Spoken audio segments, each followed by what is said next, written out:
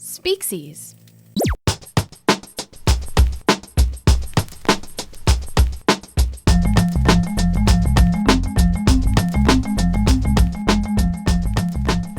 So springtime's here, and I feel like that it's almost like springtime for our country. That's very well said. Things seem to be different. You know, we've come together as a country. We did what we had to do. We had to do some shutdowns. Mm-hmm. We had to kind of, make sacrifices. And we've gotten rid of, everyone came together to get rid of what they were fighting against. Mm-hmm. In addition, it looks like we've also beat COVID. I think COVID now, Wait. I thought we were talking about COVID. No. Oh, well, anyway. Okay. But COVID, there's a vaccine that's out. Yeah. And, things are starting to look good and things are opening up. And a great thing this weekend, one of my good friends, Tom, one of my roommates from school, came down from Pittsburgh. His daughter had a soccer tournament in the area. Cool. The Jefferson Cup, which apparently is a real thing. Oh. I don't know anything about soccer, so he could have told me it was anything, but I saw Right. signs that said the Jefferson Cup. But the cool thing was, as COVID restrictions are loosening up, like we were able to go and watch. So I got that to like. That is nice. How it did was that nice. feel? Did it feel like you were back to normal a little bit, or A little bit. I don't. Yeah, I have thoughts on the whole back to normal thing, but for the weekend, it was a good time. Got to catch up with my good friend, and something that was very interesting. I'm at that stage of my life that I don't seem to remember a lot of stuff. The farther back you go, it's almost like snapshots in a book. But one of Tom's good friends from high school was in town also, and he was there at the game. He's like, "Steve, this is Randy. You guys have met before." Mm-hmm. And you know me as not being very, having a strong memory. But I had a flashback in college. Oh. I was like, I do remember meeting and hanging out with Randy.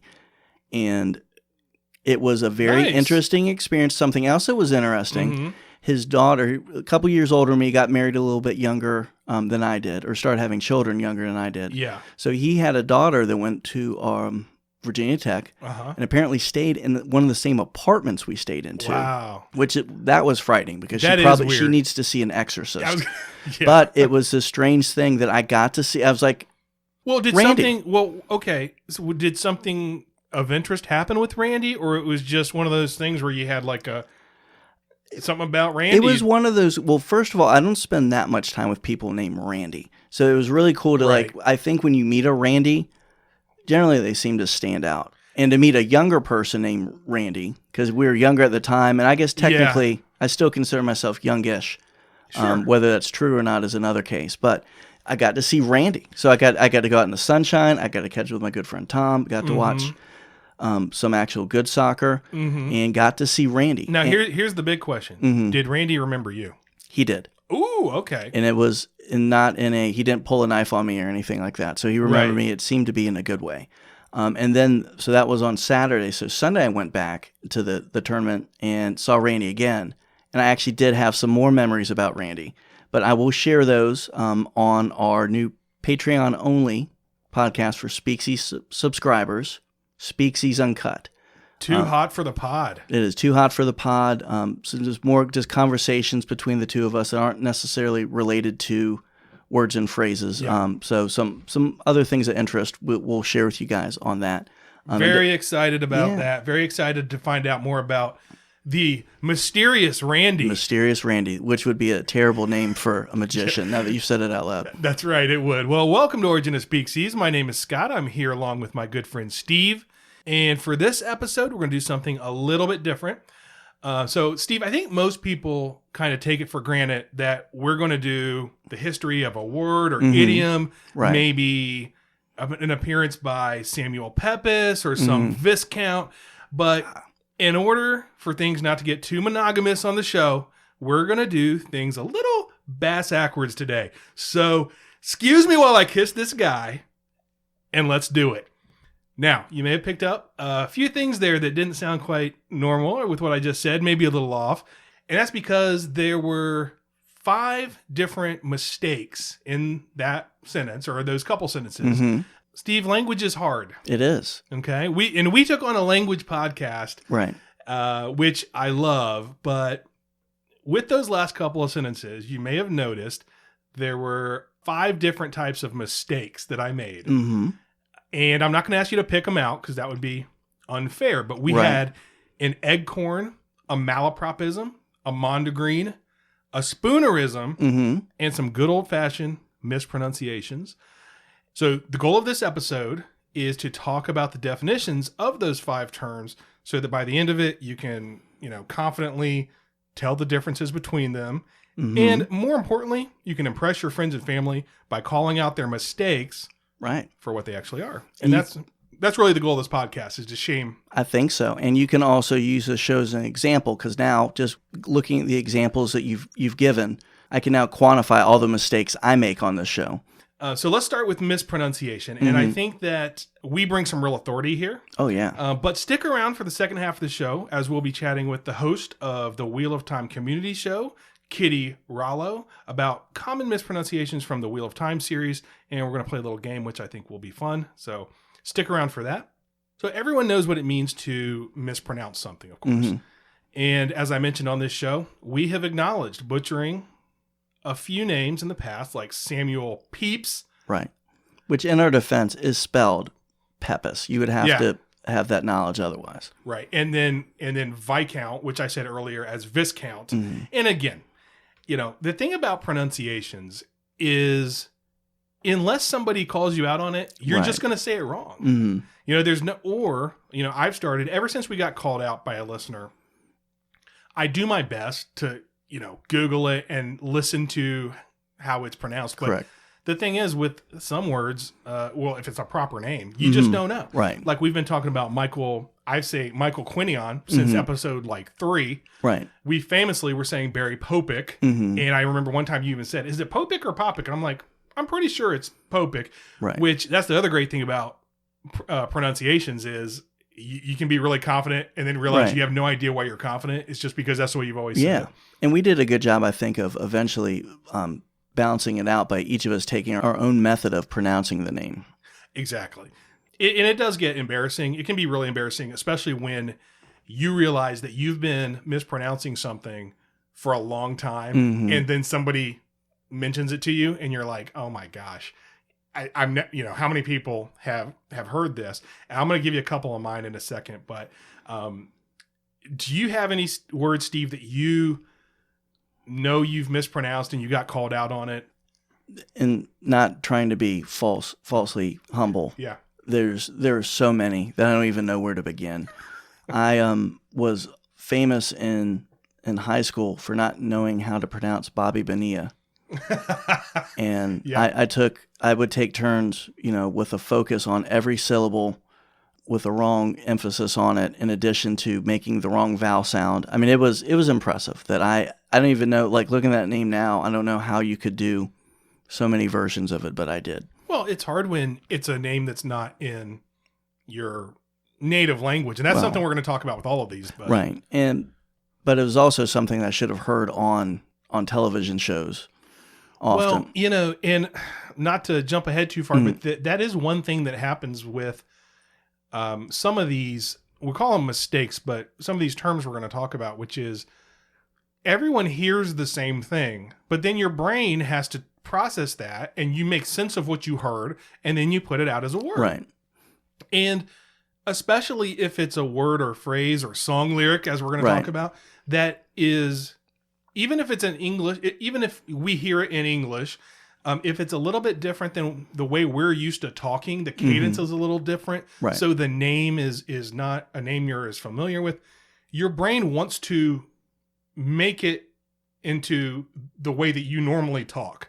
So anyway, we'll talk more about that in a few. Before I mention some of my really embarrassing ones, I do want to also mention some that just annoy me when I hear people mispronounce. Please. And this is not an attack on anybody in particular. Unless it is. So if you hear this and you think Scott's talking about you, he probably is, just to be clear. Yeah. As far as you know, is what I was going to say. But yeah, it's like when we did Cool Beans, a lot of people came out of the woodwork to kind of say, hey, I say Cool Beans all the time. Were you talking about me? And I said, oh, of course not. But maybe I was. In Awesome Sauce. Oh my Lord. And I never should have done that because, and you know what? I'm probably setting myself up here for people to start saying these words to me, but first and foremost, frustrated. Frustrated. Frustrated. No R. Yeah. So that's one that and maybe it's too one of those things that now that I've said that, you'll probably notice it, but it comes up a lot watching like reality TV. Right. And most reality TV shows, the contestants are not picked for their diction or their pronunciation skills. Or being literate. Thank you. And so you do get a lot of, well, I was really frustrated about that. And it's to the point where like my son and I will look at each other and laugh. But then I got shamed because, well, not shamed just, by anybody else, but to myself, because I was thinking about how much I had this old coworker who used to say frustrated all the time. And I was like, what an idiot, Right. because he's, I don't know how much I should say, but it was somebody that I was their manager and a long time ago, and they'd come to me and say, well, I'm a little frustrated by this. And it would take everything within me to not laugh at them in the moment. Like, did I just catch a frustrated in there? Right. I looked it up today. It is actually a word that's been around for a long time. Interesting. So in this situation, you're kind of the heel. I'm the bad guy. And so, well, I'm not bad because I never laughed at him. I just secretly judged. But then I looked it up. And now it is a word. It's the root word being fluster. You're flustered. You can be frustrated. But it's a word in that it's mutated. It's a combination sort of frustration and flustered. Right. And that's something, again, we're going to talk about how a lot of times words in the dictionary, and that's one thing you'll hear. Well, it's in the dictionary. It's like, remember as a kid, ain't a word. Right. Well, it's in the dictionary. Yeah. It's a pretty good point, actually. Yeah. And Ben Zimmer has some thoughts on this, which we'll get to. Okay. The other one that really annoys me is when people say mischievous. Oh. And that's just plain wrong. I mean, it's mischievous. Okay. And I think I'm definitely guilty of that. You might be guilty of that. And most people, I do think the majority of people say mischievous. And again, here's the thing. Once the majority of speakers start saying something a certain way, it starts to become an accepted pronunciation. I don't like this one, though, because it's just always bothered me. Because it's usually somebody talking about their kid. Oh, that boy's a little mischievous. And just me being, I guess, a snob or something. In my head, I'm just like, oh, come on, it's not mischievous. But anyway, now, this is why I saved mine for last. So now that I've judged everyone, you can hear me. Oh, wait, I got one more. Cachet. Now, cachet is a word. Cachet is a word. All right. But if you have to clear your cookies and things, it's cache. Okay. Or do you say cachet? I actually go back and forth on that. That's one that I find myself, I do a popic on. It's cache. So I have, before the show, made sure with all of these, because I don't want to be the big idiot that says I judge people for saying it the wrong way. Do you have one you can help me with? Well, I can try. Okay. I will spell it to you, and it is a term for a picture that moves. It is spelled GIF. The proper way is GIF. GIF. I actually looked at that before the show. Okay, good. Yep. You're on point. You should do a show about words and phrases. Well, I looked up commonly mispronounced words, and GIF is right there as right up at the top. I've always said GIF. A lot of people say GIF. I don't care. This is not one that bothers me at all. But technically, I read that it is GIF. Okay. Now, and you saw it on the internet, so it's true. Yeah, that's right. And listen, don't you dare. You saw it on the internet, me, because especially with this episode, I had to be really careful with where I get my sources on this one. Because this is hard. I'm going to tell everyone listening right now, this is going to be a really fun episode, but you're going to kind of have to put your thinking caps on a little bit, because some of these terms are very close to each other in how they're used. And I think that by the end of the episode, you'll get what they all mean. And I feel very confident, but I did have to. I mean, there were a lot of websites that were looked like Angel Fire pages and stuff, And if you don't get that reference, you're not old. So frustrated, mischievous, cachet. So the reason cachet bothers me is, well, for one, because the actual word cachet means something so different. But when I had this coworker. Once again, apparently I just really don't like my coworkers. Yeah. And it all comes out during this show. I know. When you listen to this person no longer works at our company, and I'll probably never see this person again. I'd hear him on the phone. He had a deep booming voice. And so he'd be across the floor, but you'd hear, have you cleared your cache? And it just would drive me nuts. He's trying to help this person on a technical aspect. And it's like, you're making us sound stupid. It's not cache. If he's checking his cache, he's doing something completely different than trying to get the website to come up. So everybody, it's clearing your cache. Your kids are mischievous. And at this point, you may be very frustrated with me, but let me tell you something. I've made some humongous mistakes that are more embarrassing than that. Before we get to mine, there are a couple more common ones I wanted to bring up. So I think a lot of people get wrong, and maybe the ones I just said. I think, mischievous is definitely common. Right. Cache is definitely common. Another one, hyperbole instead of hyperbole. That's a tough one. Epitome instead of epitome is a big one. Facade instead of facade. And I think a lot of these were more prevalent back in the day when people read more. And that's the source of some of my mispronunciations. See, I almost said pronunciations. Yeah, that's because I'm here. But I have the same issue. There's countless words that I will read and I've never heard said out loud. And when I do finally, Viscount, Viscount being an example.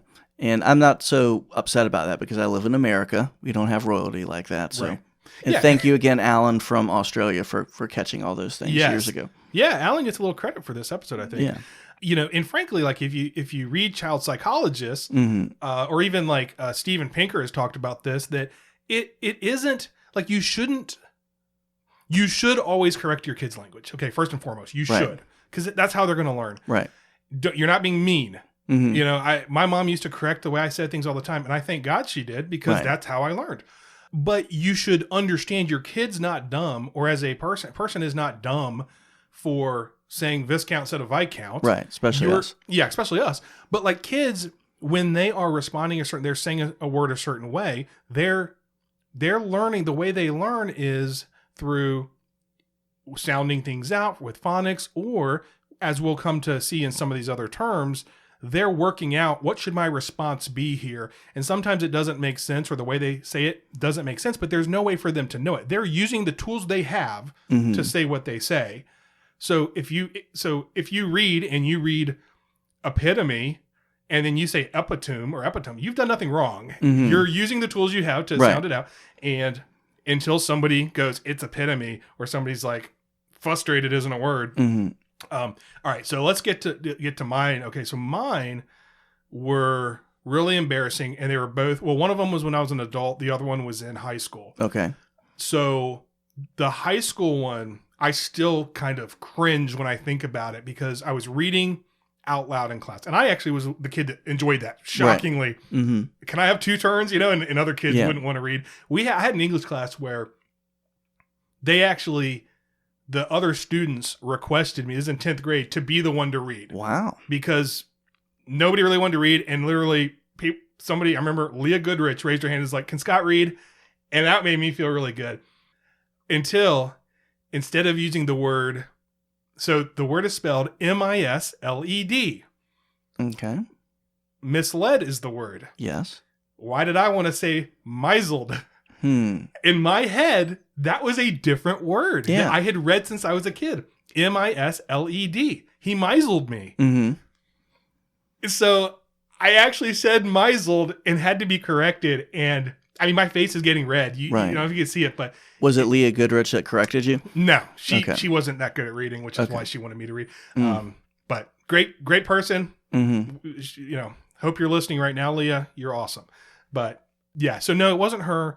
It was. I think there was a little groan there was a little laughter in the room, and I think the teacher just quickly corrected me. The other one was not so long ago when I was at a job that I'm not at now, previous job, and I said the word thesaurus instead of thesaurus. In my head, thesaurus had turned into thesaurus, and this is extra embarrassing because my manager at the time called other people into the room to say, hey, say that again, just to clown me. Oh my gosh. And frankly, like, I think, Steve, you know this about me, and my mom called me on this when I was younger, and it is true. I love making fun of people. I love to dish it out. I'm bad at taking it. Oh, yeah. And I do think, and you and I are both oldest. Yeah. Maybe there's a little bit of that, Yeah. I don't know if you have that. I have that big time. So I think I was like I was very embarrassed, that I was calling a thesaurus. And I remember my response in the moment was, thesaurus, it sounds like a dinosaur. It's thesaurus. Because I was like, it's thesaurus. Right. Check the thesaurus. And then I like looked it up and I was like, oh my gosh, I've been saying the wrong word. So when you say this, I tell you what I feel very competitive about. I think this is the most judgmental I've ever seen you in an episode, and that's my strength. You're kind of getting into I'm stepping on your toes. You're getting in my wheelhouse. I was going to say wheelbox. I almost made my own. Right. Well, eggcorn, perhaps. Ooh. I'm not sure. However, a word that other people mispronounce that drives me nuts is when people will mispronounce salmon. Yes, and I learned, and I think one time, to get into my petty judgmentalness, I was at a business dinner one time with someone I did not care for, and that person then ordered the salmon, and it just cemented in my brain. I was like, I will now use that. That will be a arrow in my quiver to launch at people who do wrong, so I can look down on them. But going back, wow, man, you're really a jerk. Yeah, really I am. A jerk. But looking at that's one also that I could see when you make that mistake. It's not really, the first time you make it. I mean, this individual was old enough that he should have known by then, but still at the same time, in that person's defense, it is written salmon. There's really no need for. Yeah, and there is a point where I said, hey, you should correct your kids. But if you, as a parent, aren't correcting your kids grow up saying salmon, it is kind of a jerk move to correct somebody on their pronunciation of anything. Right. So as I'm silent, as I'm here judging everybody, you're doing a good job of it. And you're jumping in. That's great. Just know that if you're listening, none of this applies to you. Whatever you say is fine. If you say salmon, I know it's an artistic choice, and that's okay. But that's one that bugs me. Another one, now that we're doing this, we're just doing it. Let's just do it. Do it. Schedule. Here's the deal. Schedule sounds smarter. It sounds European. And it is. We always think that if something is the British way, it's better. Yeah. As far as language, and that's not true. Yeah. I mean, it's schedule. People say schedule, and that is an outdated way of saying it. But it's okay. That's the beauty of language. If you say schedule, please do not, Yeah, just don't do it in front of Scott. And what you should do is you should call our number and tell us what we're saying wrong. Because, listen, we said at the beginning, we are the leading experts on mispronunciations. Yeah. We lead by example. Right. So I'm going to just say right off the bat, I understand there's a beam in my own eye with this. All right. Now that we've alienated our audience, we're going to move on to the next one, which is malapropisms. So malapropisms is the only one that I knew before starting this, what it meant. And I'm going to go from judging people to saying, I told you so. So I'm just going to get more and more likable as this goes on. I told you about my sort of embarrassing moment of misled instead of misled. I had another moment in high school that instead of being embarrassed about, I'm more proud about, which was we were reading, this was 11th grade, and we were reading the play The Rivals, written by Richard Sheridan back in 1775. And there's a character called Miss Malaprop. Or excuse me, it's Mrs. Malaprop. And I rose my hand. I remember asking, because I had heard of a malapropism, and I asked my teacher, did this term malapropism, I said, it must have come from this character, Miss Malaprop. And she said, no, I don't think so. He probably based the character off of malapropism. And that is not correct. It did come from this. So I was debunking my English teacher back in the day. Good for you. Mrs. Bryant, in your face. And now that we have the internet, I can confirm that I was correct. Yeah. You're just burning bridges left and right. I like this episode. Hey, I already got my A in the class. We're moving on. Plus one time she called me obnoxious. So I'm just proving that point as well. Yeah. So what is a malapropism? It is the mistaken use of a word in place of a similar sounding one, often with unintentionally amusing effect. For example, someone says, dance a flamingo instead of a flamenco, right? A flamenco dance. And here's a couple examples from Mrs. Malaprop. She said, alliterate him quite from your memory instead of obliterate. She's as headstrong as an allegory. instead of alligator. So Mrs. Malaprop is throughout the play, The Rivals, constantly, messing up words, and it's done for comedic purposes. Now, Sheridan wasn't the first writer to use this device for humor. You have to go back to Shakespeare's Much Ado About Nothing, and there's a character named Dogberry, the chief of police. And I remember this character from reading this, and he did the same thing. He used what are now called malapropisms, and they're sometimes called Dogberryisms due to some of the things he said, such as, "Our watch, sir, has indeed comprehended 2 auspicious persons, and we would have them this morning examined before your worship." So he used comprehended instead of apprehended, and auspicious instead of suspicious. So malapropisms happen all the time, and it's generally going to be funny because it's completely the wrong word. And that's key before we get to our next one. Right. Now, I have a few malapropisms that I personally enjoy, and if any come to your head, you let me know. Sure. I have heard on more than one occasion when somebody says they've had to overcome a lot of diversity instead of adversity. Right. That's pretty funny. Yeah. Because it's said in a very serious tone. Right. People don't know the diversity I've had to go through. Right. And now they better work. Hopefully we'll educate people not to say that, because this isn't the time to make that statement. Well, that's the thing. I Googled it because I know I've heard it, and I was trying to find it, and in everything, I mean, if you put the word diversity into the Google machine, you're not going to get, like, I actually put like suffering from diversity, overcoming diversity, and there are articles that have nothing to do with malapropisms, and I couldn't even find it used as a malapropism, but it has been, and they paint funny images sometimes. So Jesus healing all those leopards is one that I find very funny. A rolling stone gathers no moths. Oh. Yogi Berra was known for malapropisms, and I've never known if he was kind of in on the joke or not. Right. Like, what do you think? I'm also not sure, but the ones that he does are so genius. One of my favorite ones from Yogi Berra that I actually still use, or actually I think through it sometimes, and it's my reasoning for things, is nobody goes there anymore. It's too crowded.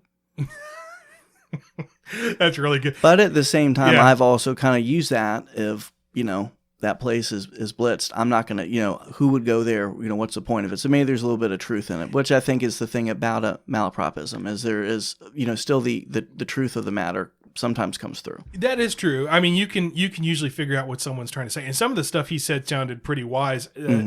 One of his malapropisms was he said, Texas has a lot of electrical votes as opposed to electoral votes. Yeah.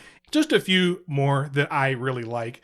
Well, actually, this quote I'm taking from yourdictionary.com, and they're talking about malapropisms, and one of the examples they give is, Tom is the very pineapple of politeness.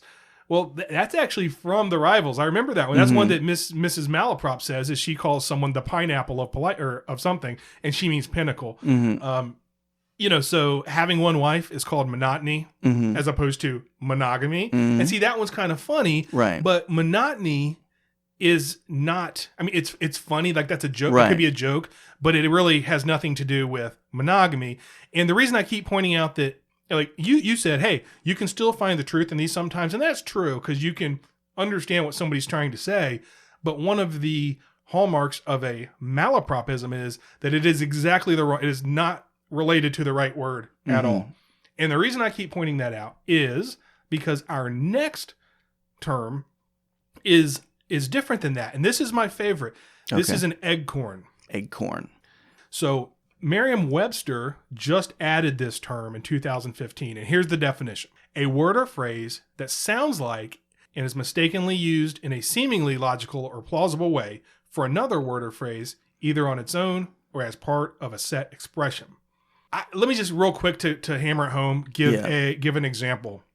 I'm actually just now thinking of this. Remember when we did dead as a doornail? And I said, dude, I always thought this was dead as a doorknob. And I looked it up online, and a bunch of people, actually more people use dead as a doorknob now than dead as a doornail. I didn't know what either of them meant. Right. This would be an eggcorn. Because we don't really know like doornails are no longer a thing. Right. But we know what we're trying to say. Mm-hmm. A doorknob is maybe seems like a random thing, but it is something we use every day. Mm-hmm. And it is an inanimate object that you could understand dead as a doorknob. So we've replaced in part doornail for doorknob. Another one is chomping at the bit. That phrase started as champing at the bit. Okay.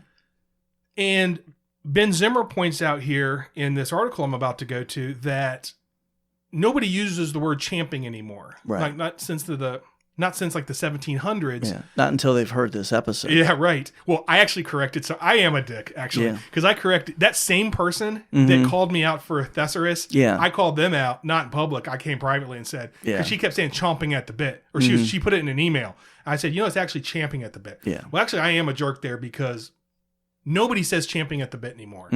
And Ben Zimmer in this article sort of says, look, you're going to get the, I guess, pedantic type. I don't think he used that word, but that feel like they have to correct you on, well, it's actually champing at the bit, which is what I was doing. But frankly, like this is how language changes. Right. The word champing, which I don't even know what it means, and I didn't really look into it, is not even used anymore. Right. Chomping at the bit makes more sense to us, and it's taken over. That is an eggcorn. So let me go to this article. And the title of the article from Time Magazine is, "This is what eggcorns are and why they're so jaw-droppingly good." It starts off, and by the way, it's not written by Ben Zimmer, he's just in it. This is written by Katie Steinmetz back in 2015, and she says, "Eggcorns are a special, productive kind of mistake. They are created when someone mix matches the letters in a word or the words in a phrase, but the result still makes sense. In fact, sometimes the messed up version makes even better sense than the original one. For instance, she just used mix matches instead of mismatches. Oh. That's an eggcorn. Another good eggcorn is when you say to someone, hey, you're being a real trooper. Well, let me just ask you. You've heard that. What does that mean to you when you hear that? You're being a good soldier. Yes. And that is how we think of it. But that is not where that started. It used to mean a trooper, as we've talked about before. A lot of stuff came from drama and the arts. So you would have an acting troupe. And TROUPER is how the expression started. You're being a real trooper. So but now we wouldn't think of it that way. We wouldn't think of, oh, you're really pushing through something. You're a real trooper. Yeah. Well, back then it was like the show must go on. I'm in this acting troupe and we're not getting paid, and it's kind of like a podcaster today. You got to be a real trooper. Right. We should change it to like, you're a real podcaster. We could do that. I see that could also be used against us, but I like where your head's at with that. So the name itself is also in itself an eggcorn. The reason it's called an eggcorn is it came from first of all, this name eggcorn didn't even come out until 2003. There was a blog called Language Log, and they were discussing a woman who described an acorn as an eggcorn. And they sort of on this blog were like, hey, this is actually kind of cool. There needs to be a name for this. Because it's not a malapropism or just a mistake. Or you could say it's a malapropism, but it's more than that. Because if you think about it, an acorn is kind of like an egg. It's almost shaped like an egg. It's in the same way that an egg is what a chicken is before they become a chicken, an acorn is what a tree is before it becomes a tree. So even though it's technically a mistake, it actually works. As opposed to if she had called an acorn a rainstorm, that would just be, you use the wrong word. That's a malapropism. So I mentioned before how Ben Zimmer, who we love, was quoted in this article saying essentially like, look, you can call people out for using the wrong thing, but frankly, the way language works is it changes. And he gives an example of free rein. So the original version of that phrase is free rein, REIN, which referred to horses with loose reins that allow free motion. The eggcorn is free rein, REIGN, which evokes a ruler who can do whatever he or she might like with their kingdom. So he said, yeah, it is wrong in a sense, but the change is easy to see as almost an improvement. Mm-hmm. Free reign with a G is way better, Right. at least now. I mean, how often do you give your horse a Right. loose rein? Right. It's been a while for me. Yeah, we're old enough that we do get that reference, but right now it doesn't make as much sense. Yep. All right. So real quick recap before we move on. Obviously, we've talked about pronunciations where I alienated all of our listeners. Yeah. And then we talked about malapropisms, which is using the wrong word in a phrase, and it's sort of humorous. And then we talked about eggcorns, which is kind of like a malapropism, but it's actually maybe an improvement, or at least it makes some sense. We're now going to move on to Mondegreens. Mondegreens. And I had not heard this one either until I started doing research. What a Mondegreen is, essentially, is a misheard lyric. Technically, it could be a poem, but really, a Mondegreen we use now for a song that you misheard the lyrics on. Going to phrases.org.uk, they say Mondegreens are misheard song lyrics. A fuller explanation of the meaning of the word Mondegreen is best shown by retelling how it originated.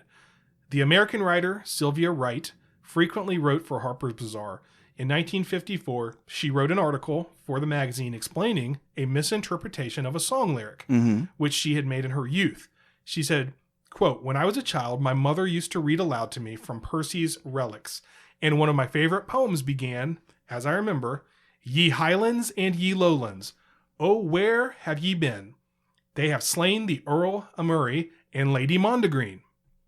The actual words of the ballad, The Bonny Earl of Murray, end with, "They have slain the Earl of Moray and laid him on the green." Not Lady Mondegreen, laid him on the green. Lady Mondegreen laid him on the green. So by the time she had written the article talking about, so she wrote an article and she said Lady Mondegreen. Later she realized her mistake, and being a creative writer, as it says here, she went on to coin a term for that form of error. So from there on out, that is a Mondegreen. Nobody else had thought of a term for that, and she came up with it. So this is one of the more fun things just in life, is misheard song lyrics. I've got some favorites. Steve, any that come to mind for you? I actually have one that I just uncovered in the last 2 days. I was with my wife, and we were watching something that discussed the song Sugar by Maroon 5. Okay. That the chorus says, "Sugar, yes, please." But we had both heard for years as "show enough, yes, please." Yes. And we both looked at each other and agreed that we thought it was "show enough," which I take credit for. Show enough. For watching The Last Dragon with Emperor Show enough. Okay, I've never seen it. Yeah, so I mean, I think if anything, I deserve credit for getting that wrong. But right, it's amazing how something gets in your head, and especially if you're someone from the pre-internet era. You know, if you misheard something, you weren't going to go down to the, ye old music shop and get the song lyrics to see how to correctly say a Bon Jovi song. Absolutely, and that's something we're going to talk to when we talk to Kitty. One of the first things I used the internet for was song. It was like song lyrics and Wheel of Time. And we're going to talk about Wheel of Time with her. And we'll talk about the third thing you use the internet for. No, we won't. On Speaksies Uncut. Available for our Speaksies supporters on Patreon. That's right. So do you have any other all-time favorites before I give you mine? I think my all-time favorite one is from a 1970s song, "Blinded by the Light" by Manfred Mann. Yes, I know where you're going with this. That I, for years, have heard, even before I knew what the word was it always said "wrapped up like a douche." Oh, yeah. And it very clearly says that. And I know now it's supposed to be "revved up like a deuce," but there's some sort of in-joke there. Because he says it. It says "wrapped up like a douche," which I have no idea. I don't even want to think about what that, necessarily entails. But that is a great one to sing. Yeah. And I think that's the hallmark of a great Mondegreen, is that you sing it the wrong way, even knowing it's the wrong way. Right. If you ever have that song on in your car and nobody's looking around, you sing that song, you're singing "wrapped up like a douche in the middle of the night," or whatever he says. I started the show saying, "Excuse me while I kiss this guy." That's like the poster child. Right. Which is, of course, Jimi Hendrix, Purple Haze. excuse me while I kiss the sky. I never thought it was kiss this guy, but that's apparently what some people thought. I never thought this one either, but when I read it, I said, this is great. Beatles, Lucy in the Sky with Diamonds, the girl with colitis goes by instead of the girl with kaleidoscope eyes is good. CCR, instead of there's a bad moon on the rise, there's a bathroom on the right. Yeah. My favorite of all time, and I will only sing it this way ever since I heard it. Now, of course, I knew the real words to Tiny Dancer are Hold Me Closer, Tiny Dancer. But I defy you to sing Hold Me Closer, Tony Danza. That's much more satisfying to sing. And I think if you sing it 3 times in a row, you can summon Tony Danza to your bathroom. Let's try that. So there's an article I found from the New Yorker from Maria Konnikova in 2015. And I'm not going to get into this too much because it goes into the science of Mondegreens. And we've talked about it already a little bit. I'm just going to read one quote. She's talking about, as I was saying, songs are easy to misinterpret because of, first of all, you're hearing more than just somebody talking. You got guitars, drums, everything else. Sometimes the vocals are low in the mix. And again, it's especially hard if what you're listening to is not in your primary language. Konnikova was not an English speaker first, and so she has a perspective on that.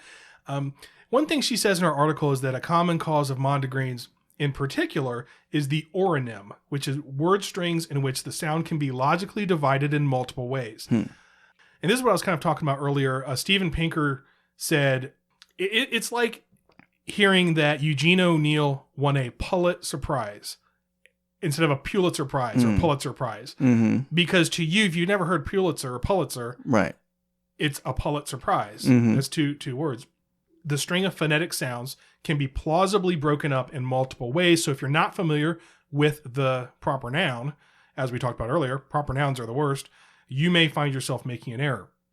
Which is why Bohemian Rhapsody, if you don't know that word, those words can be Bohemian Rhapsody, which is a whole different thing. Yeah. Children might wonder why Olive, the other reindeer, was so mean to Rudolph. And a foreigner might become confused as to why in this country we entrust weather reports to meteorologists, or why so many people are lactose intolerant. So oronyms result in not so much in a mangling as just an incorrect parsing of the sounds when you don't have the context or the prior knowledge. All right. We got one more. And it's spoonerism. So I had heard this term, wasn't sure what it meant, so here goes.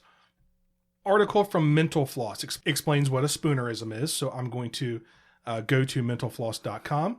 And they say, you know how sometimes when you're talking, your mouth is moving faster than your brain and you transpose the beginning parts of a couple words. So you might be trying to say, you have a cozy little nook here. But what comes out is, you have a nosy little cook here. That's a spoonerism. Now, this is something that I get called out for all the time. Like my kids, I was trying to think of what the exact example was, but I know the other day I said something like that. And my son goes, you just said go touch your breech or something, to brush your teeth.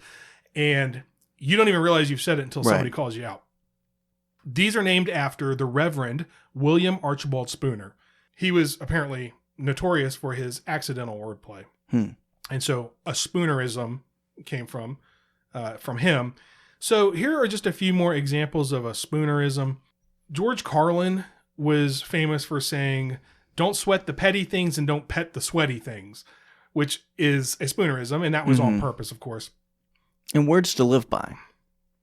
You know what? I think that's what it says in the article. It actually, in the article, it says it's sound advice, really. So that's why George Carlin was so brilliant, because it actually is good stuff. My dad is remarried to someone named Sandy, and I always just say, all right, we're going to Sad and Dandy's house. You know, means nothing. It's just funnier to say. Yeah. So one of my favorite spoonerisms that still gets used to this day is bass-ackwards. Okay.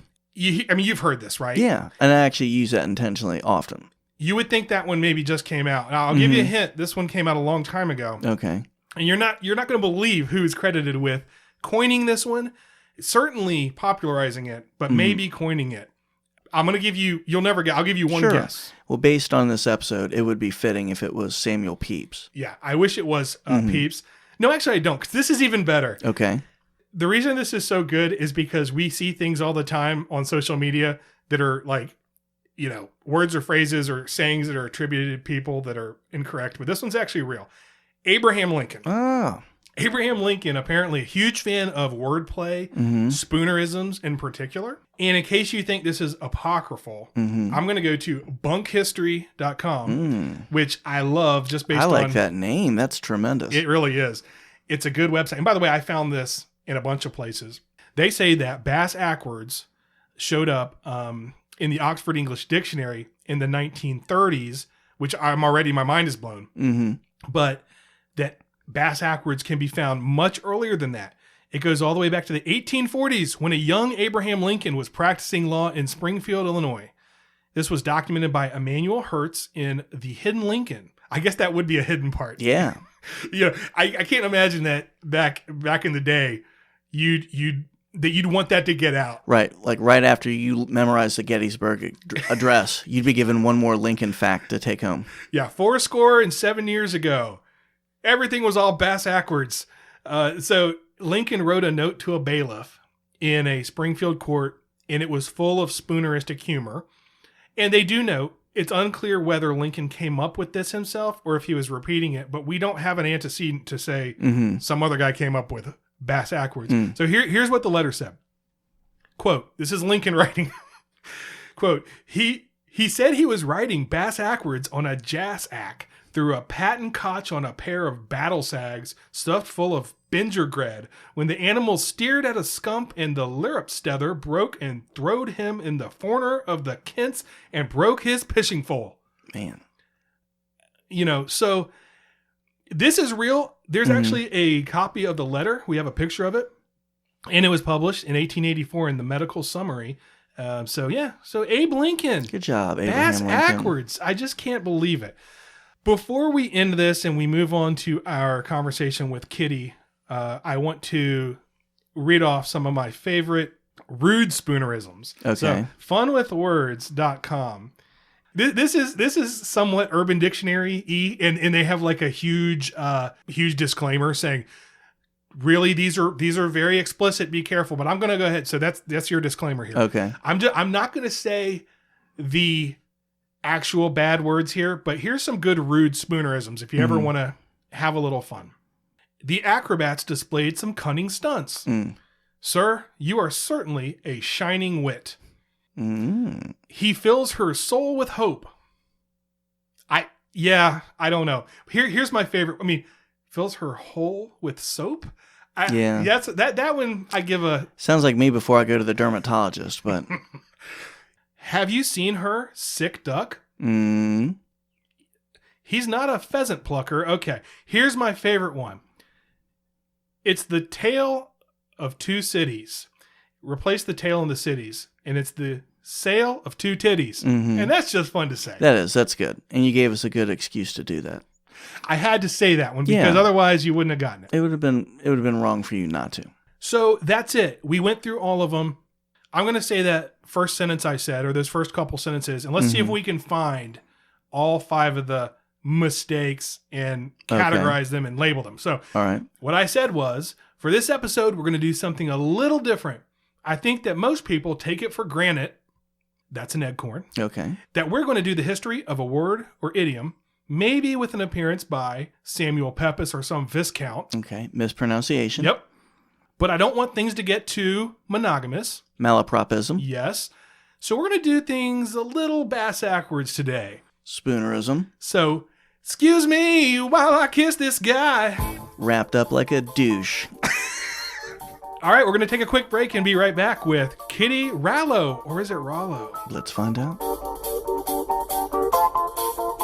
Blinded by the light, wrapped up like a douche, another runner in the night. Blinded by the light, wrapped up like a douche, another runner in the night.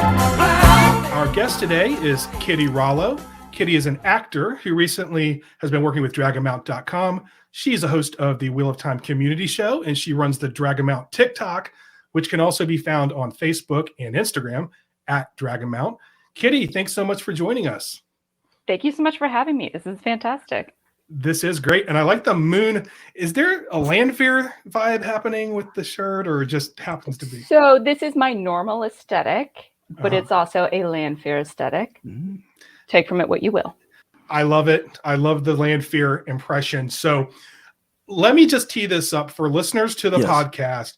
I'm not that big on Star Wars. Steve, don't get too upset with that. I won't throw my Skittles at you. Yeah, I'm a Wheel of Time nerd, and for those of you that aren't familiar with the Wheel of Time, it is an epic fantasy series that came out. I think Eye of the World came out in the early '90s, and I have been waiting. I've reread it many times. I've been waiting for a show to come out. There's a show coming out. There's a lot of buzz about Wheel of Time, and Kitty is a big part of the community.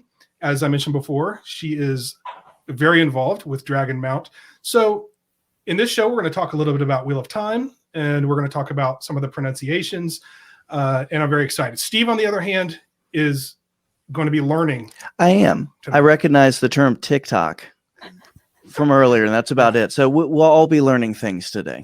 Exactly. So Kitty, I saw the Wheel of Time pronunciation guides on Instagram, and I just said, okay, this is a perfect time for me to wedge Wheel of Time into my podcast. So I thought, it is hard to know how to pronounce certain words and phrases, especially proper names. So we're going to get to that. But I was curious about your origin story with Wheel of Time. Are you a longtime fan? Did you recently get into it with your association with Dragonmount? In college, I lived across kitty corner in the dorms to my best friend, and she kept telling me I was such a green. And I had no idea what the hell she was talking about because I had never read books. Now, I was huge into fantasy. I loved Terry Pratchett, Terry Brooks, but I never read Wheel of Time. And she wanted to go to a live event that was hosted by Tarvalon.net and didn't want to go by herself. So I joined before I even read the first book. And I kept thinking, oh, maybe I'm a brown. No, I'm a brown. I'm a brown, right? No. I'm a green. Green. Yeah. I'm a green, 100%. She got me right. And the best part is we all, Tarvalon.net is it's not a role-based community, but we do have all of you work your way up the ranks and you have your fake name, and her fake name is Pilar, and she goes by Pi for short. And that's who she is to me, to the point that even her job today, she's called Pi. So Wow. Yeah. Well, one of my questions was going to be, what's your oddjaw? So, and you're green, if you're green, you're ready to go to war. You're ready to fight when needed. And you can have more than one warder. So that's exciting. I do. Okay. Well, there you go. And we talked before, you had a little landfear character going on as well. So that's very exciting.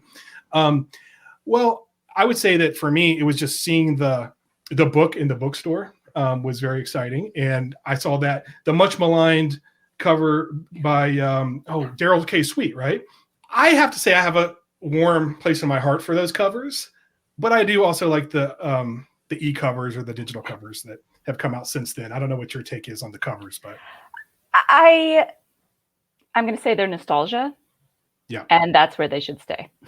For the old covers. The covers, it's like characters aren't in right proportion. They don't look like they are in the books, but they are mysterious enough to where I needed to know where Lan and Moiraine, or these two characters who I didn't know who they were yet, were going on this cover of this book. So Dragonmount, how did you get involved with Dragonmount, with the community show and everything else you have going on there?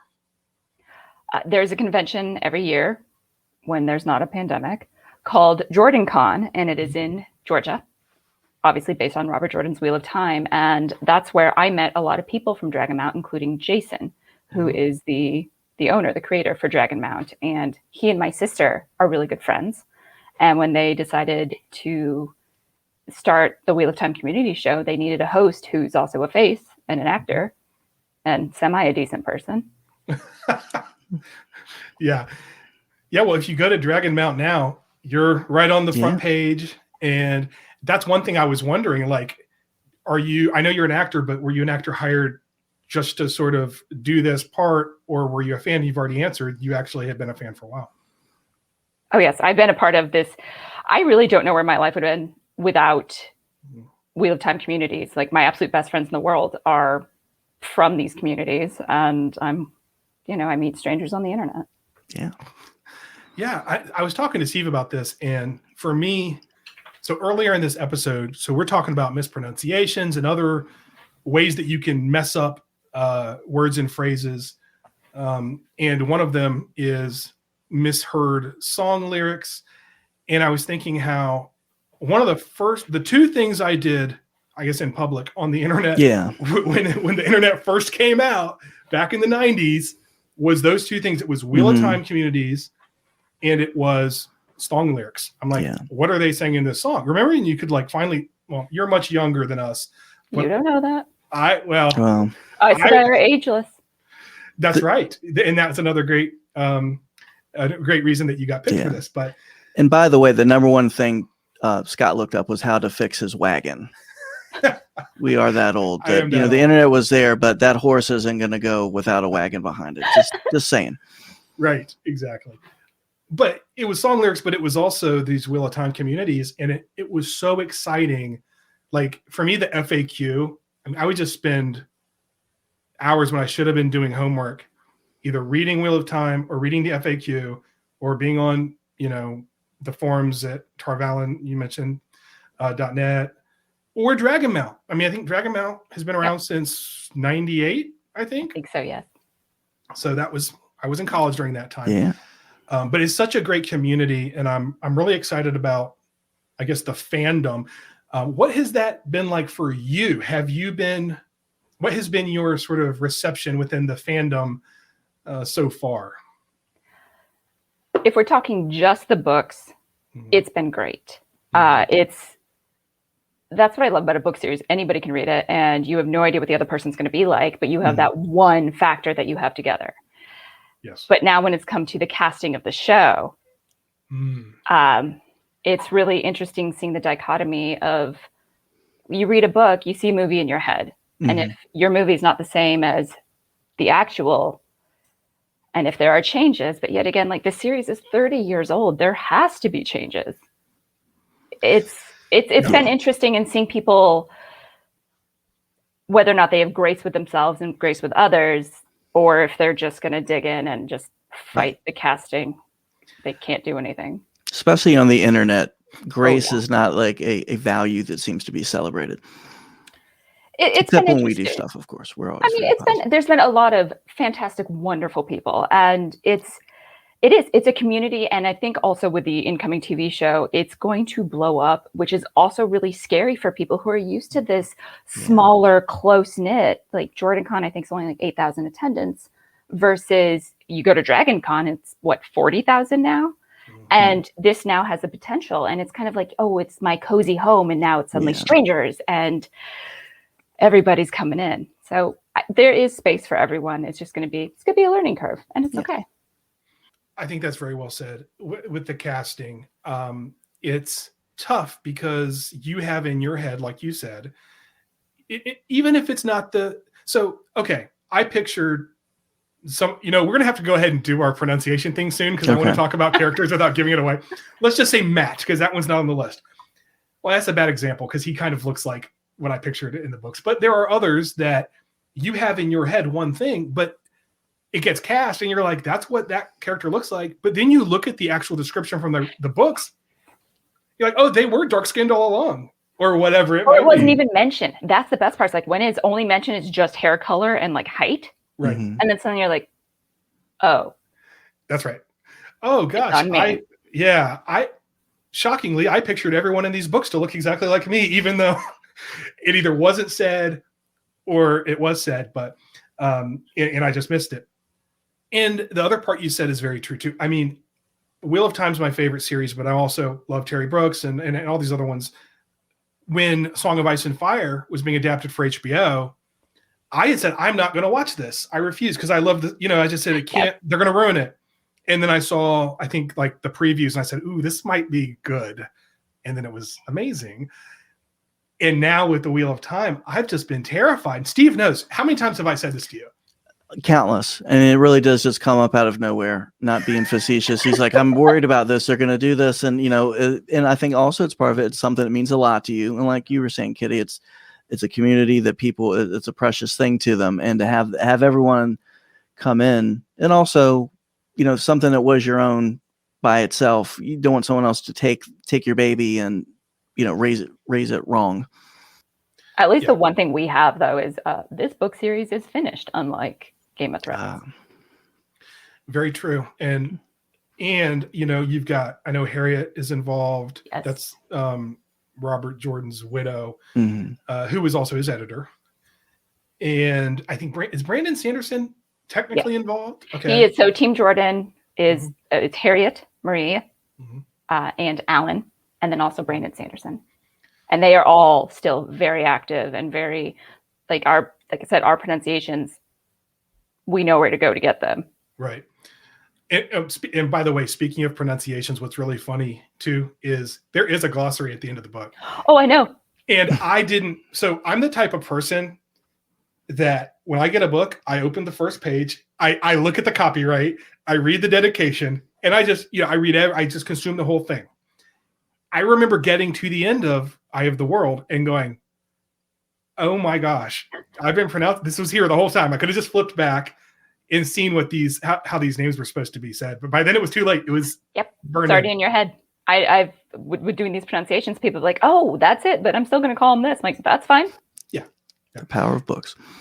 Yeah, it has been fun to see. I was, I think maybe the first video I saw you in, or the first one that I actually interacted with was when you brought up the first pronunciation guide.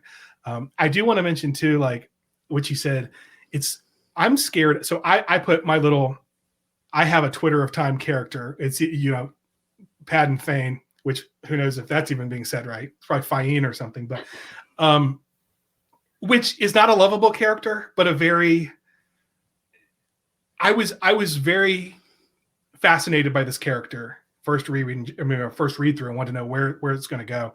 But I've stopped going on the Twitter of Time because it's like, I go on every once in a while, but there's so much, there's a lot of love, there's a lot of good stuff, but then there's a lot of like arguing about little things. I'm like, I just want to enjoy that, like this without that going. So it's got to be a fine balance, and you being involved with the community, I think is a really good thing. And what you guys are doing at Drag 'Em Out, because it's really emphasizing the fun parts of the show, the positive. Like you're not coming out saying, what did you think about this person being, I mean, you do a little bit of that, but it's always coming from a good place. Right. I've noticed. And I don't even have a Facebook account, so I haven't gone on. Well, I have one, but he has one. Deactivated. Do you have MySpace?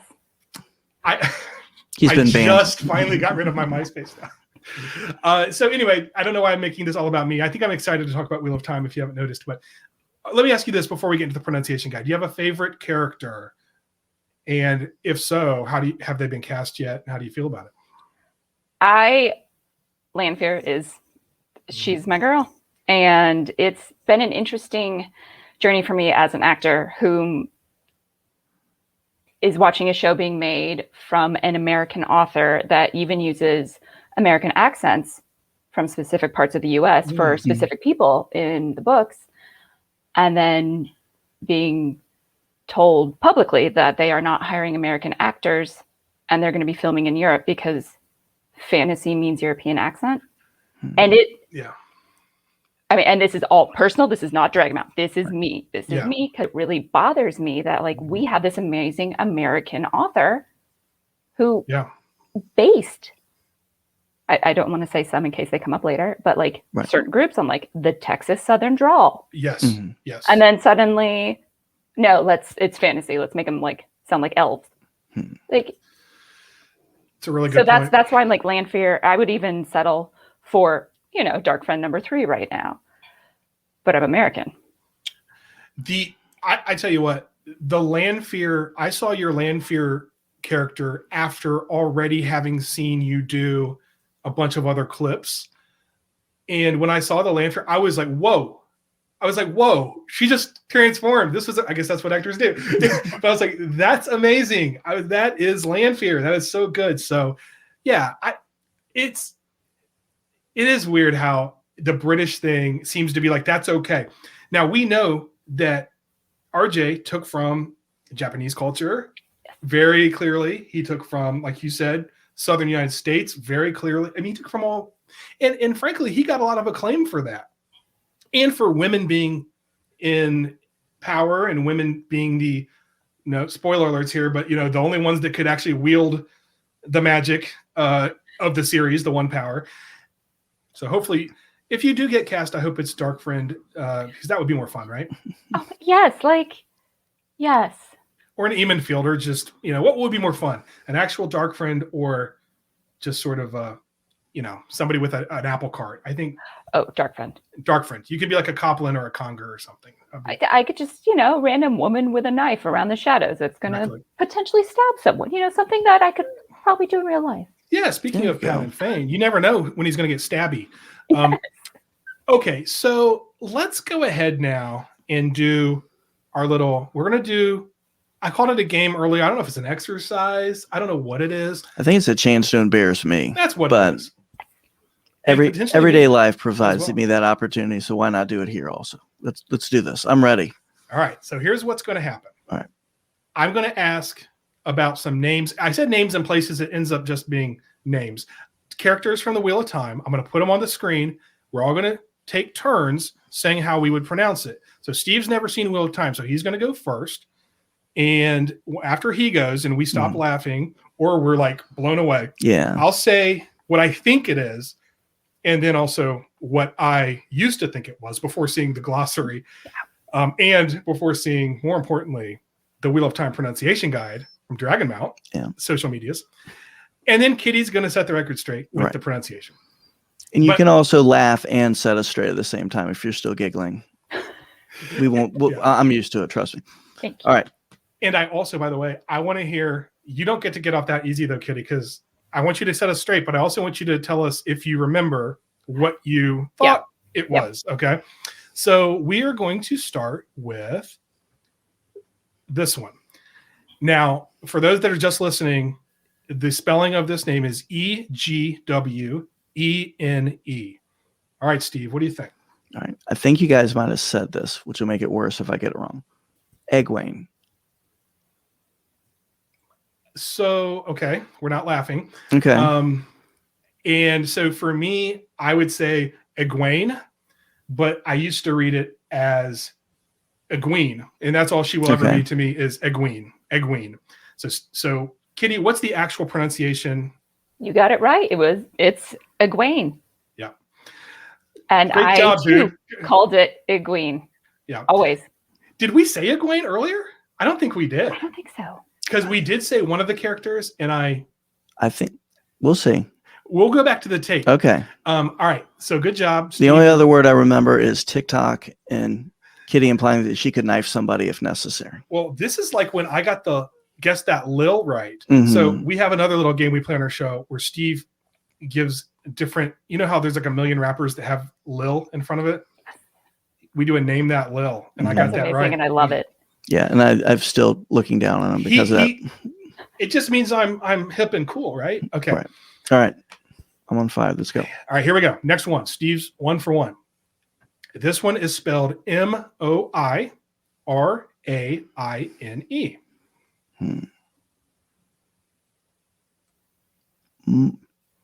Overthinking it. Moiraine. Okay. I think it's actually Moiraine, but it will always be Moiraine to me as well. Okay. Kitty, what is it? It is Moiraine. It's kind of got a moi. Yes. I was thinking of that, but Kitty, did you also, is it Moiraine to you as well, or did you always know this one? It was Moiraine to me because as a science degree, and I was in geological anthropology, some sort of class, and learning about the moraines. It is it's a rock geological term. So I'm like, oh, it's like the detritus of from glaciers. Don't judge me. It's been a while since college. Yeah. Well, first of all, you're bringing in actual good hard stuff in here, and you said detritus. Wow, not detritus. Yeah. Detritus. which I'm sure is the correct spelling, and I'm sure I would have jacked that up. Yeah. So you just hit on like another pronunciation issue I have in my life. But I might have said it wrong because I've also heard it detritus. But I'm like, I don't know. You sounded really smart. Now, if Say you it just with say it with a confidence. British accent. Oh, just kidding. She can handle a knife. I wouldn't push it too far. Yeah, with that. no, I wouldn't either. And you haven't even seen the Landfear. And Landfear is a scary. She's person? coming. She's coming to TikTok. Oh, you might have to get on. You might have to get back on TikTok. Well, it will be cross-posted to Instagram and Facebook, so Okay, you can good. still see it there through Dragon Master. He's a It will. Reels guy, so that's good. That'll make him. He's a Reels purist. All right. I'm a MySpace purist. Yeah. Okay, here we go. Next one up. This one is spelled Faile. Filet. So I nailed it, didn't I? what I love is that Steve is trying, because it was always fail to me. Actually, this is one that in my head, I now say the right one. Filet. Well, I think it's actually Faile. Is that right? Yes.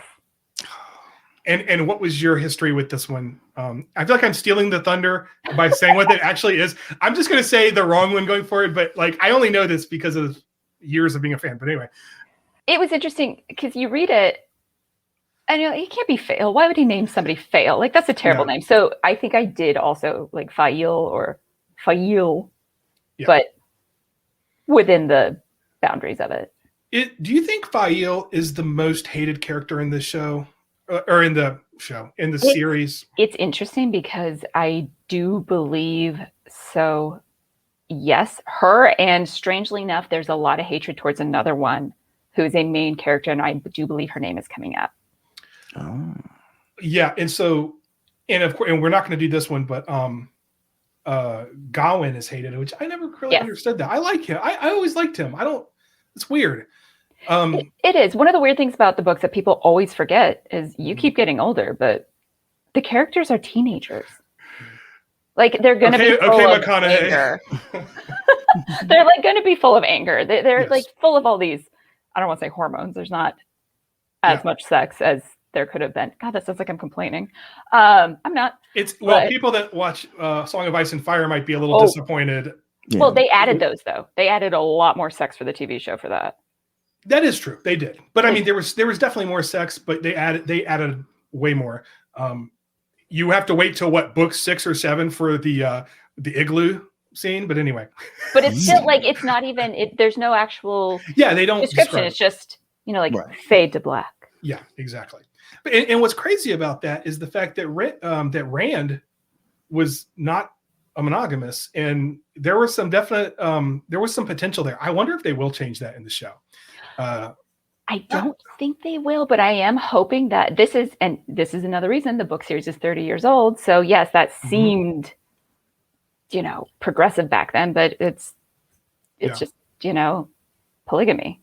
There's no women that get more than one man in the Wheel of Time. That's what I'm hoping they change. Wait a minute. But the Greens, remember Showcase? They bond, but like I think there is. I'm trying to remember which Green it is. Blanking on her name. She's one that I want to say they allude to that she's got multiple partners, but your point is well taken. It's like an illusion versus that's right. Yeah. When these have there's sister wives in the books, but there's no brother husbands. Yeah. Give me some brother husbands. I will take a few. As long as it's not filet, because he sounds like a bad guy. Steve right now is the voice of like everyone that listens to this podcast. It's just probably at least less than 50% that doesn't read Wheel of Time. All right, let's move on. Yeah. The next one, the first one with 2 here. So it's Mazrim.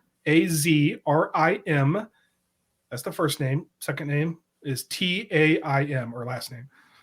Steve Areno. Mazrim Tame. So I put this in here because I was hoping you would get messed up with Faile and say like Mazrim Taim. I actually don't know this one. I say Mazrim Tame also. What is this one? Mazrim Taim. It is Taim. It is Taim. My strategy kind of worked because it got Steve to say it wrong. Thanks. Yeah, you're welcome. This is still one that he's always going to be Mazrim Tame. It's Mazrim Tame. It's just Taim. It's like, because also your brain does a thing where it's going to give you the most efficient, like if you don't know what it is, it's going to give you the most efficient, the thing that most locks into what you think it should say. And why would I look at that and say Taim? I guess unless I read the glossary first, but yeah, Mazrim Tame. All right, so next one. Oh, this is a good one. Yep.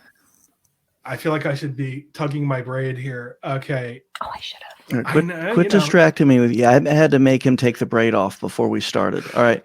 I will fold my arms under my ample bosom here, or my breast, as they say in the show. How much does he say that, though? Real quick before we do this.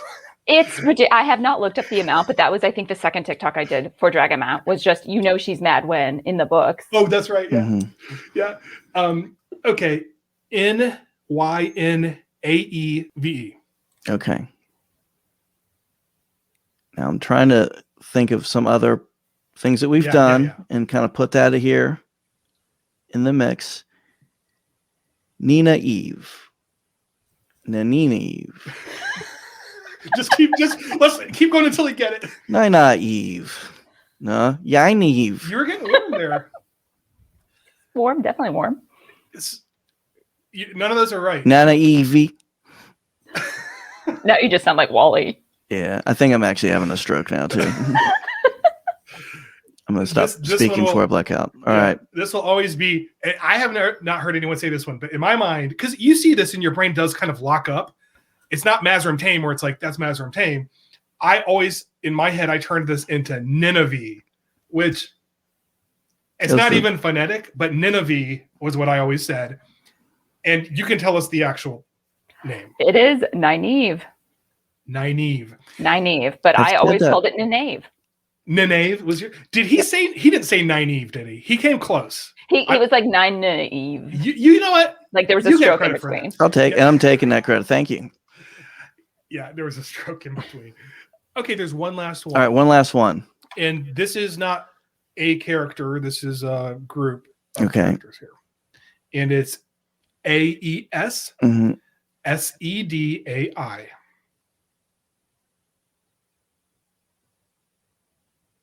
Aes Sedai. And that is how I always. Yeah, Steve knows he's wrong. That's what I always thought too. I would say Aes Sedai, and then I heard it, and it is Aes Sedai. Aes Sedai. So it's very close. But that messed me up. That was the first one when I saw it. I was like, because this isn't just one character. This is a bit. This term is used a lot, and I will never change it from Aes Sedai. Aes Sedai. That's how I say it in my head. Now that almost sounds to me like a little bit like the authors. Like we want to. Once you think you kind of know what you're doing, I'm gonna put you off a little bit there. No, I think he took all language rules and just tossed them in the air and saw what landed. Like it's like, okay, that should be a diphthong. It's not. Why are we not? Right. Okay, cool. Oh, silent H. That's random. Yeah, it's like I read an interview of Quentin Tarantino talking about Inglourious Bastards, and okay, what's the meaning behind misspelling bastards? And he's just like, it's just a thing I do. It looks cool. I think that's how Robert Jordan was. I think you're right. It's just I'm just gonna do it because I can. Aes Sedai. And by the way, I think I would be a gray. It seems boring, but I think what are they like philosophy and logic and stuff like that. Mediators, and they usually back the blue. The blue that has a different meaning now, but like the blue Aja over the red, which are the worst in my opinion. But for the books, yes. For the books, yes. It's interesting because a lot of the Wheel of Time communities that are online, the red Ajas have evolved in different ways. Really? Yes, it's so strange. My sister, who is my partner in crime if we're caught, she's a red and I'm a green, and the way it has evolved over time throughout the online communities has been almost like this opposite side of the same coin for red and green. It's been really interesting because we've learned to differentiate between book green or book red, right? Online red. That's and I just haven't been as involved with it for various reasons with the online community to even know that. And I guess now that you say it, like once the series is over, you're kind of like, well, the red definitely weren't the bad guys, like at all. Like they were. Some of them were, but there's bad people in every Aja. Yep. just some rose to power in the red that, we've all lived through times where somebody's on top that shouldn't be. Yeah. So, be it school or politics. I'm not being political. That's what we tell. I tell the kid. I said, sometimes our team's going to win. Sometimes the other team's going to win. You deal with it. And also, naive is the proper way to say that name. 100%. Steve keeps trying to reel us in. It can't be done. Just like Rand. Sorry, you can't put me in a box. All right. If anybody from Wheel of Time is listening to this, they will hopefully give me some credit, and it won't have the same look Steve has on his face right now. Okay, that's all the ones I had. I guess, do you have any other ones off the top of your head that people mess up a lot that you want to set the record straight on? I'm just springing this on you, so no pressure. Probably like the two are going to be Tom. Yeah. Which you think, it's Tom, but it's spelled Thom, but the H is silent. Mm-hmm. Right. And then this one gets people really mad, but it's lawn, not land. Yeah, that bothers me too. It bothers me too. That, it bummed me out. I know, but I like being a spokesperson. I have to be like, yes, he is lawn. LAN, lawn. Yeah. Like mow him. Well, Steve and I are, as we mentioned at the top of the show, I think we are, I guess, experts in mispronouncing things. Yes. So this is very helpful. And thank you for all of the good work that you're doing. Is there anything else that you have going on that you want to, I guess, tell our listeners about? Any other Wheel of Time stuff or otherwise? I do have a segment for the Wheel of Time community show. It is a cooking segment because I am a chef. And I'm actually pulling from the books, going through chapter by chapter, and seeing what they are eating, and then trying to make it a baseline simplistic recipe. Mm-hmm. Like you can zhuzh it up the way you want to, but it's definitely been interesting of realizing, wait a minute, is there soy sauce in the Wheel of Time? It's like, well, they do have root cellars and they do have containers, so they could do some fermentation. So it's been a lot more research on my end, which does not come across. I'm just like making things, which is great. Right. But there's a lot of thought going into it. There could be like a Wheel of Time kombucha thing that comes out of this for you also. I'm so glad you brought that up because I did watch the Tam Althor, the stew. And I actually sent it to a friend of mine because we used to, when I used to read the series in high school, because I started in high school reading it, and I would just take pages and I'd highlight them and I'd show my friend Eric, because we would just laugh about the way he would describe food. First of all, it would always make me hungry, but it was also just so funny how descriptive he would get with like the crusty bread and the lentils and everything. So it was really a trip watching you actually make it. And you did a great job. It definitely felt very natural. So yes, please, everyone go check that out. Yeah. And I was trying to decide whether or not to bring this up or whether it be creepy, but I'll say it. Yeah. We enjoyed your cooking video. Yes. It is the most comforting thing. And I mean this sincerely, like it is so relaxing to watch. There's just something about it. It's like watching a river go by or something. I mean, honestly, it is just very soothing to watch. Is it like Wheel of Time ASMR? Is this like a thing I'm starting now? Maybe it's a food thing. Maybe it's because I saw Butcher, then I saw that, and I just had good associations. But honestly, not in a weird way. It's that's great. It's just very comforting to watch. Yeah, it's good. I think cooking show is definitely an option for you. So you've got the culinary background, and hey, Tam's stew. And then I'm sure, have you done, is it Marinal Veer's honey cakes? Or that was the first episode. And you did do that. Okay. I did like a rustic version because, in Tarvalon, there's going to be like the super bougie, but this was, you should watch. It's good. I will go watch that one. I have been making my way through different ones. So Kitty, thank you so much for joining us today. This has been a blast, and we're going to keep watching the videos and checking out Dragon Mount. If you want to find out more about Kitty, please check out her website, kittyrallo.com. She's also on Facebook at Kitty Rallo and Instagram at The Dark Ray of Sunshine. Mm-hmm. And of course, you will find her on all things Dragon Mount. So make sure you subscribe to the Dragon Mount TikTok, Facebook, and Instagram as well. Thanks again, Kitty. This was an absolute blast. Thank you so much for having me. And that was our conversation with Kitty Rallo. If you enjoy our show, please consider becoming a Speaksy supporter. As a Speaksy supporter, you receive exclusive content, including new podcasts like Cringe Watch, and also our new video podcast, Speaksy's Uncut. Plus, you get full uncensored video interviews with great guests like Billy Mitchell, Dusty Slay, and MC Search, plus a chance to win a pre-worn bandana from me or a bag of Scott's beard clippings. Your cost, whatever you want to pay. A contribution of any amount unlocks all content and benefits. Become a Speaksy supporter today by going to patreon.com/Speaksies. That's patreon.com/Speaksies. Thank you again for listening to Origin of Speaksies. Bob's your uncle? Watch out for bears, and kale is from the devil.